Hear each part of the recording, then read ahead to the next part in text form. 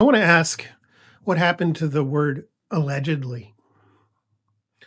When you hear government officials, the high end as well as on the streets, asserting something, some sort of fact, that's an allegation. In this country, with due process and civil rights and consent of the governed, those are allegations. Without due process, you can move from allegation to execution, as we have seen. Allegation to incarceration. There's no accountability. There's no innocent until proven guilty. There's no probable cause. There's no lattice of evidence. There's no discovery. There's no access to an attorney. There's no access to a judge. There's no warrants. There's none of that. It's an allegation and the result. That's not consent of the governed. That's not law and order. That's authoritarianism. That's fascism. That's where we are today. Anybody who comes up to you with an assertion so outrageous and expects you to buy it to the extent where they can bypass every single step along the way towards determining the facts of the case, they're asking to legitimize government force over the consent of the governed. That's not America, no. No. We are under no obligation to respect any authority that does not come from the consent of the governed. And we expect and demand law and order, innocent until proven guilty. That's the law of the land. You don't get to decide in your little brain some sort of fact of the case and have no evidence whatsoever and then just lie about it. Let me tell you how important those lies are to them. Lying for the political right-wing fringe, which has taken over this country, the Republican Party specifically, the lying is no longer an act of deception that they're trying to get away with. The lying is a statement of loyalty. That's how they determine who's in and who's out. The people who are willing to lie and the people who are willing to believe and repeat those lies, that's their in crowd. That's their shibboleth. That's their litmus test for determining whether you're loyal enough, whether you're in the right. It's not a matter of finding the truth. And that's why all of us who actually believe in reason and objective reality, our little heads explode because we think that by pointing out a lie, or an obvious lie, a lie that is so egregious that we can actually settle things down and come to a consensus. No, the point is the lie. And if that lie doesn't do it, they'll find something more outrageous. Because the point is to demonstrate loyalty above reason, beyond reason.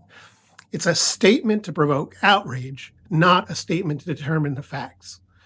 That's why courts of law have repeatedly gone after these guys and torn them apart because you can't, again, ideally, in a country devoted to law and order, you can't get into court and lie. You can lie all you want to your brain-dead audience who's using lies as a litmus test.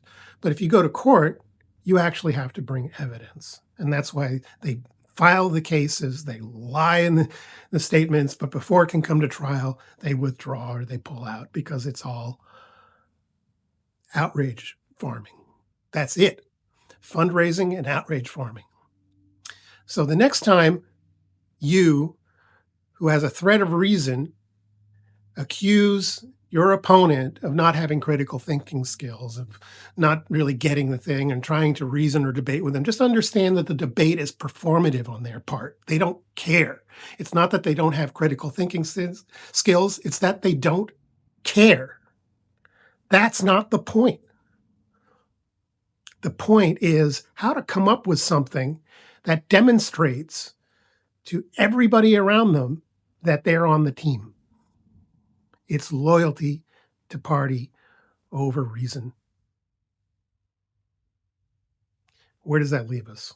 Where does that leave us? Well, when we think about things like trying to organize against this, one of the mistakes that we're going to make is that we can try to come together. We can try to build unity